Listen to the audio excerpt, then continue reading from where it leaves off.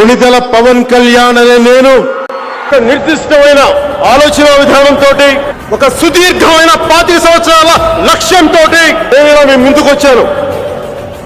Party పెట్టాను. దాని పేరు జనసేన. మీ సేన, సామాన్యుల సేన, మన భారతదేశపు సేన.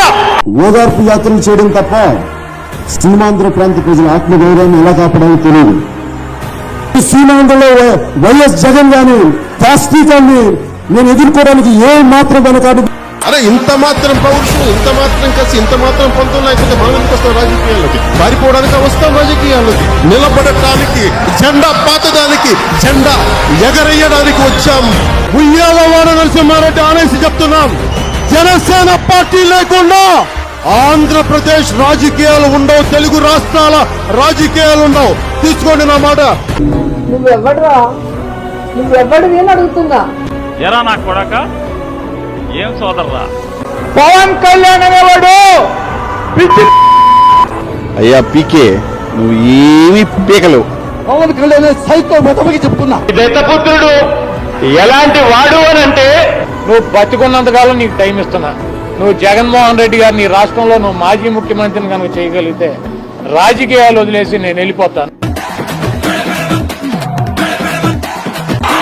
సహనం రా ఇంతకాలం మిమ్మల్ని రక్షించింది. ఎంతో మంది వైసీపీ గుండా ఎమ్మెల్యే కొడుకులు వస్తారు. ఛాలెంజ్ ఇస్తున్నారు. కొడకలరా రండి అందరూ. యుద్ధానికి మీరు పిలిచారు, మీరు నేను కవ్వించడా. యుద్ధానికి సంసిద్ధులవ్వండి. వైసీపీ వ్యతిరేక ఓటును చీల్చే ప్రసక్తే లేదు. అధికారంలోకి తెచ్చే బాధ్యత మేము తీసుకుంటాం. వ్యూహం నాకు వదిలేసేయండి. ఓటుని వేస్ట్ కానివ్వం. జనసేన, తెలుగుదేశం కలిపి పోటీ చేయబోతున్న ఎన్నికల్లో భారతీయ జనతా పార్టీ దీనికి కలిసి వస్తుందని నేను సంపూర్ణంగా విశ్వసిస్తున్నాను, నమ్ముతున్నాను. అదే జరుగుతుంది. మేరే సాత్ పవన్ హై.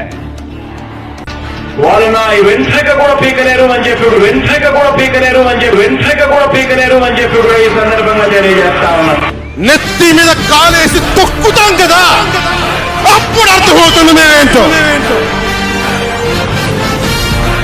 జగన్ గుర్తు పెట్టుకో. అర్థపాతాళానికి తొక్కకపోతే నా పేరు పవన్ కళ్యాణే కాదు, నా పార్టీ జనసేనే కాదు. మర్చిపోకో, గుర్తు పెట్టుకో. ఈ రోజు నుంచి నీ పతనం మొదలైంది.